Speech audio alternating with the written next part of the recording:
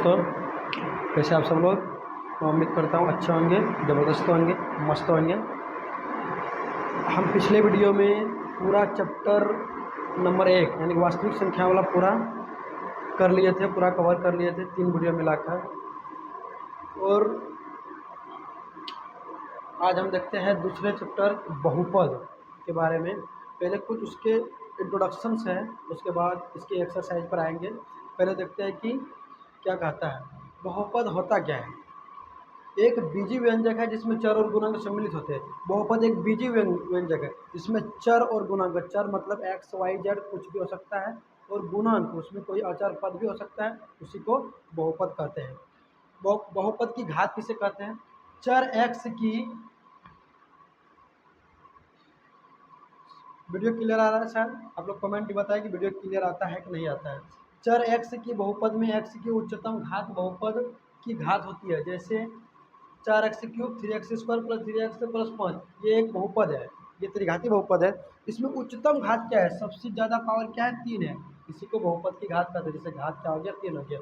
सबसे maximum power कोई भी चर हो, उसमें अगर इसमें एक्स चर है, एक्स की पावर देखना है। अगर वाई चर रहेगा तो वाई का हम पावर देखते हैं कि जो सबसे उच्चतम हाईएस्ट पावर क्या है। हाईएस्ट पावर 3 है, तो इसका घात क्या हो जाएगा? 3 हो जाएगा। इस तरह के क्वेश्चंस ऑब्जेक्टिव में बनते हैं।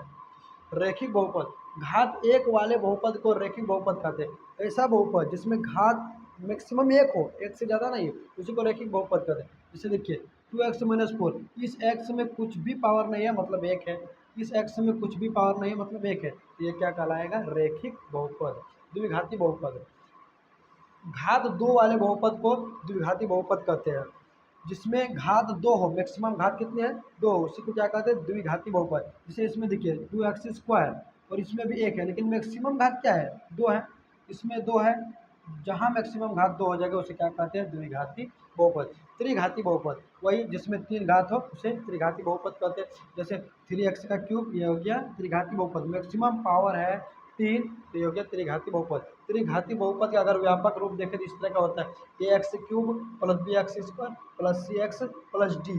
इसमें से कुछ सूत्र याद रखना है, बाकी है नहीं कुछ। शून्यकों का योग होता है अल्फा प्लस बीटा, उसको b/a कहते हैं। बी के लिए ही किसके लिए यूज होगा?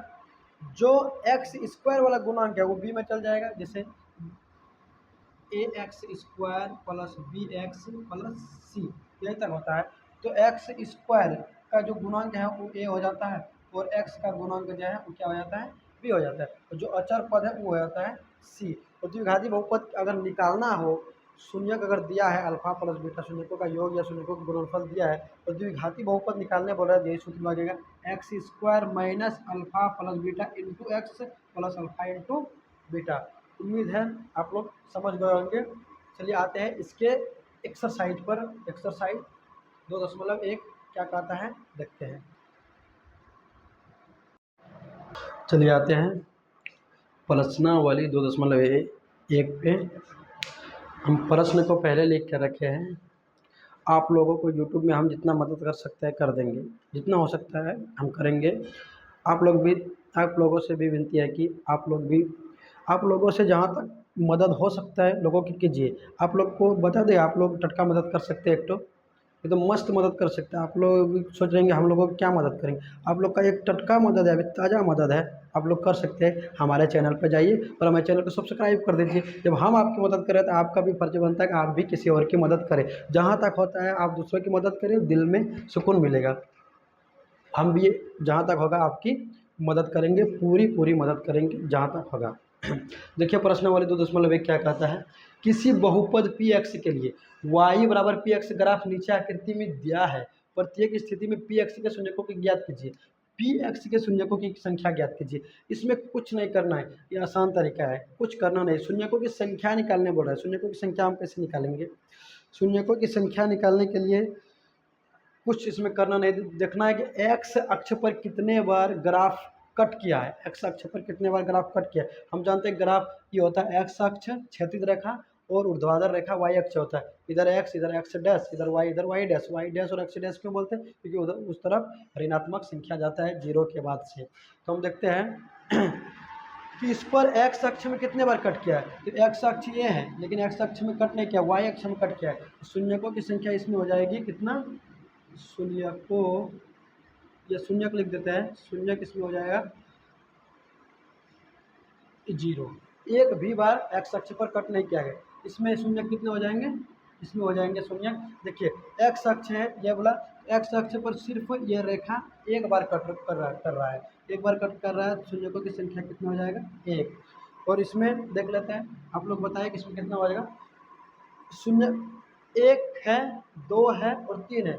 एक्स अक्ष पर एक बार कट कर रहा है, 2 बार कट कर रहा है और 3 बार कट कर रहा है, एक्स अक्ष पर शून्यकों की संख्या कितना हो जाएगा, 3 हो जाएगा।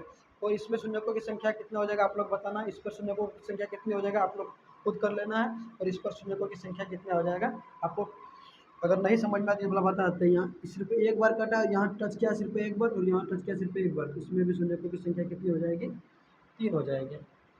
प्रश्नावली 2.1 यहीं पर ख़त्म हो जाता है।